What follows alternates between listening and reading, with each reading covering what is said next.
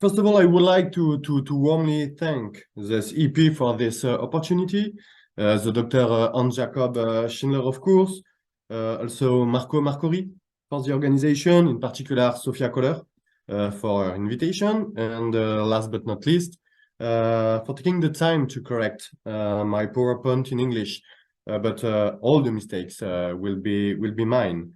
And I apologize in advance for my poor English, but all my mistakes will be those of Google Translate. So, for the French prison administration, I have recently conducted two does it work? Yeah. I have recently conducted 2 surveys of the population incarcerated for jihadist terrorism, a quantitative analysis of 350 assessment reports on the radicalization of men, and an analysis of the assessment reports of 61 of the 70 female terrorists imprisoned at the time of the survey, so before the last repatriation operations. And this analysis of assessment reports is backed up by interviews with 25 of these women. So I will therefore present the main findings of these surveys, but focusing on women. This research is a process analysis whose objective is not to create models of typical trajectories, but rather to identify biographical sequences that leads to radicalization. I have identified 3 such sequences, as you can see on the screen. And let's begin with the first sequence, which is called a generational break or shift. The study, first of all, shows a notable trend. The average age of men at the time of their imprisonment is 27, while this of women at the time of their offense is 23. So these ages are younger than the average for the penal population. And it is important to note that 84% of women, as you can see on the slide, were born in the 80s and the 90s. And this indicates that these women came of age during the 2000 and 2010s, and which coincides with the resurgence of jihadism in France. Hence, the phenomenon is generational, with Islam serving as the catalyst for this generational shift. These people are either converts, 25% of men and 45% of women, or they are born again.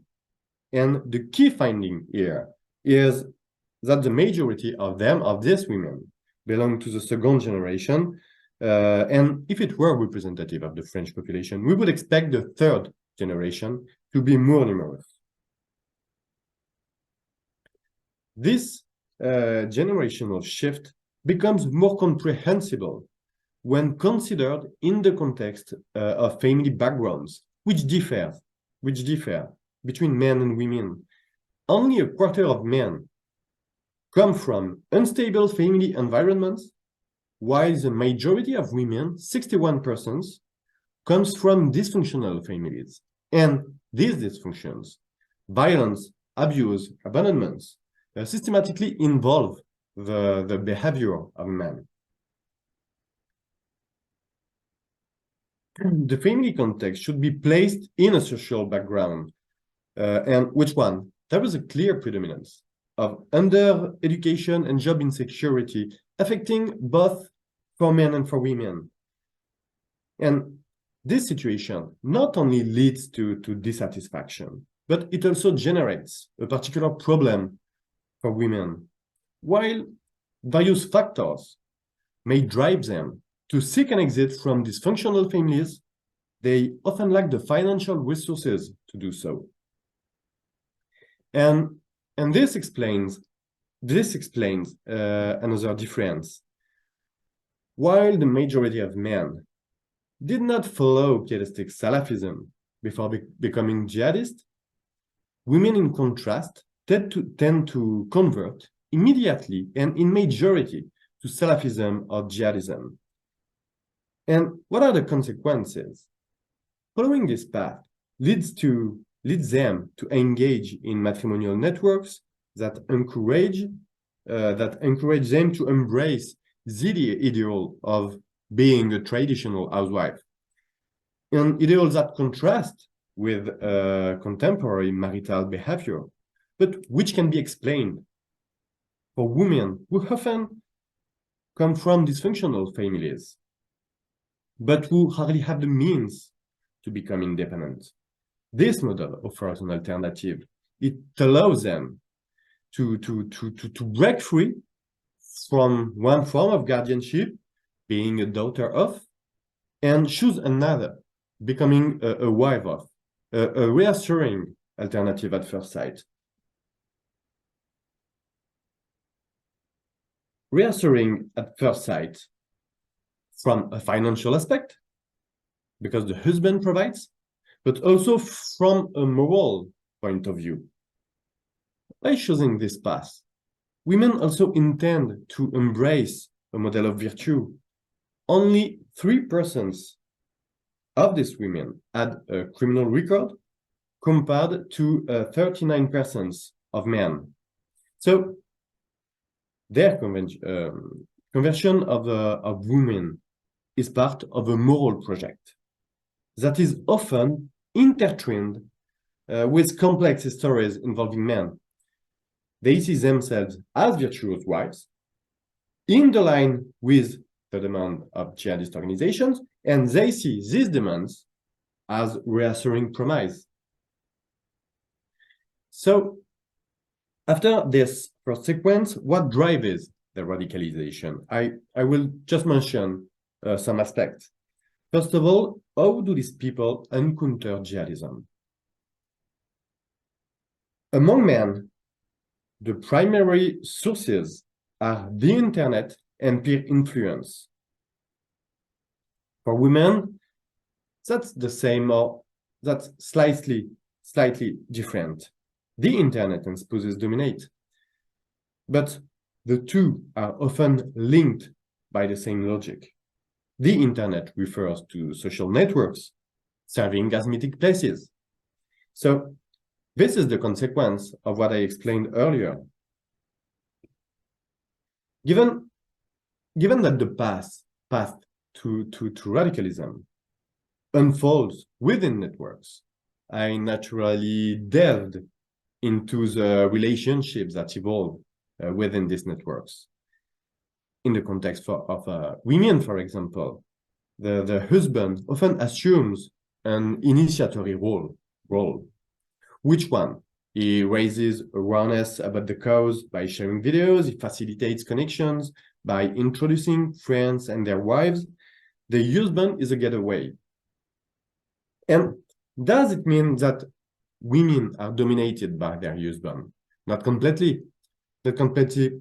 On one hand, women actively choose her husband because he can integrate them into the group, often seeing marriage as their ticket for Syria, for instance.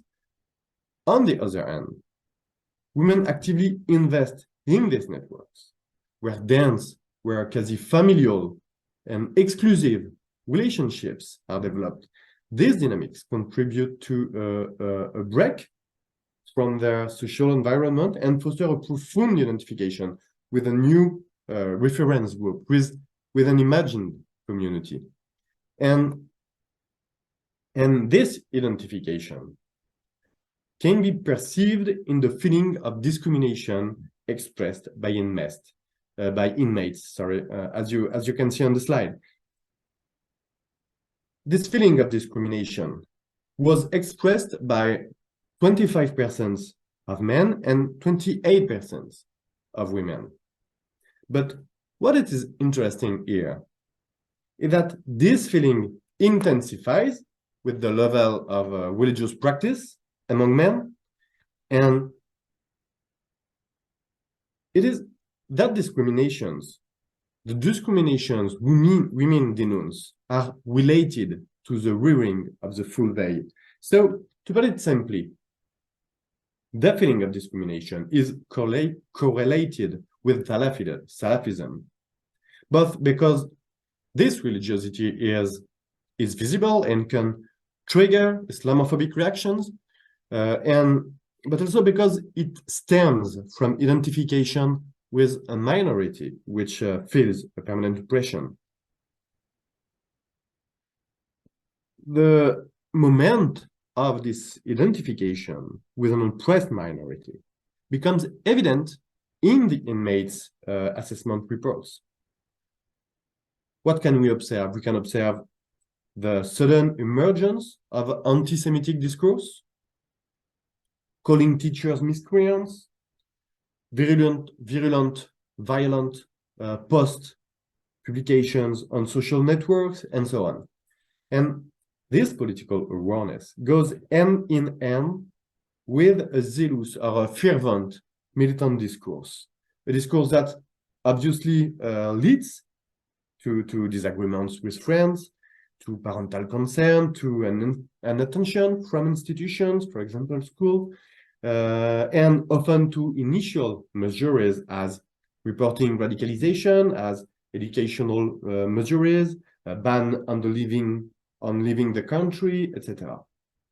But over time, the grounds for conflict become rarer, the virulent posts on social networks disappear, and these women continue their exchange via private and then encrypted messagings.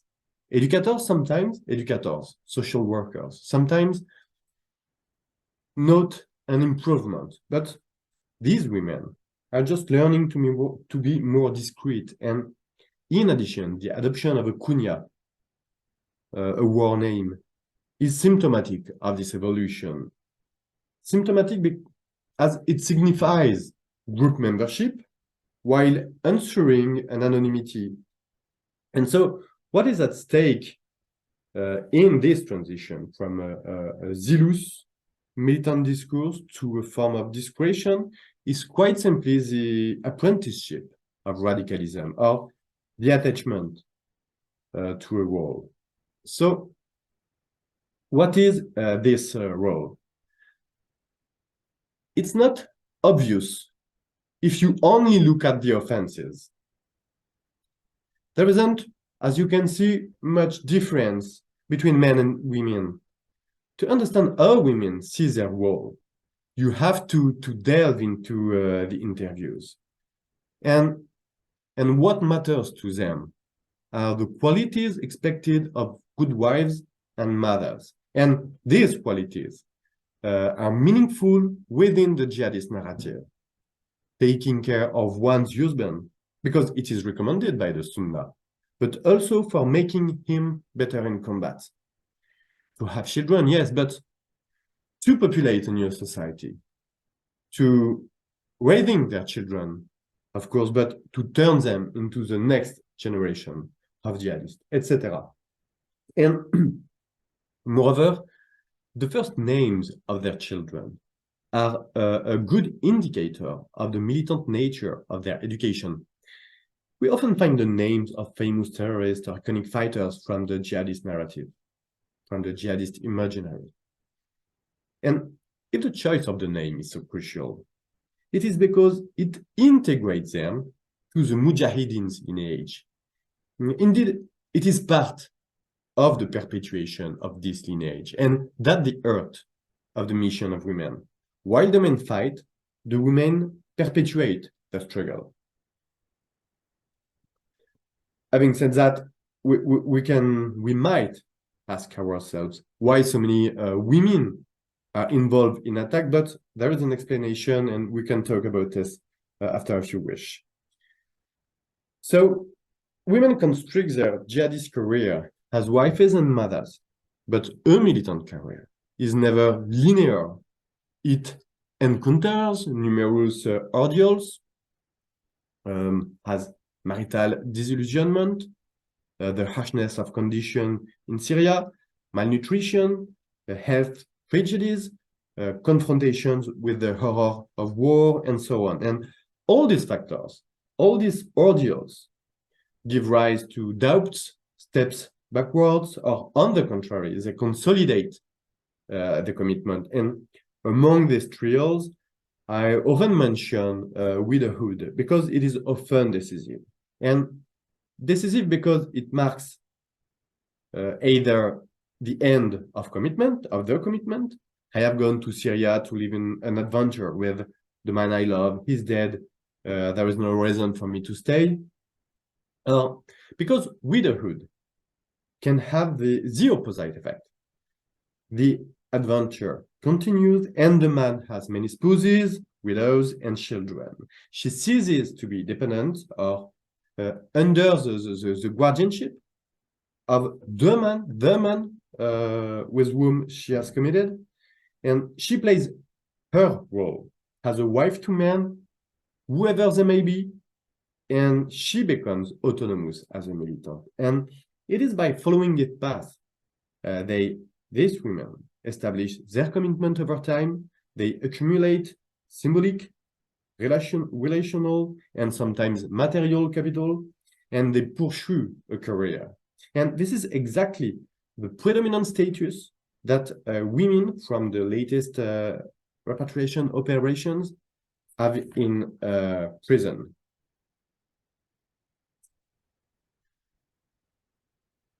Another ordeal often shared by these women, as many Islamists, is the experience of imprisonment on an ordeal which fortunately usually stop their commitment, but which can also have two perverse effects. The first one is the development of an ideological capital, because these women read, and they read scriptural sources, and they read Salafi books, and it may be a way of intellectualizing commitment in the manner of ideologists such as Said Qutb or Ayman al-Zawahiri. The second perverse effect is the enrichment of relationships. Although these women hardly have dense networks before incarceration, they develop new networks, and they remain among jihadists in prison. So what is the risk of the prison ordeal? It is prison transforms those who were just ordinary activists at the time of their imprisonment into people who will play a decisive role in providing moral encouragement and logistical support for radicalization. In other words, the risk is that imprisonment leads to the emergence of a hardcore of women who will provide a generational relay between their commitments in Syria and those that will be opened up by the next political crisis.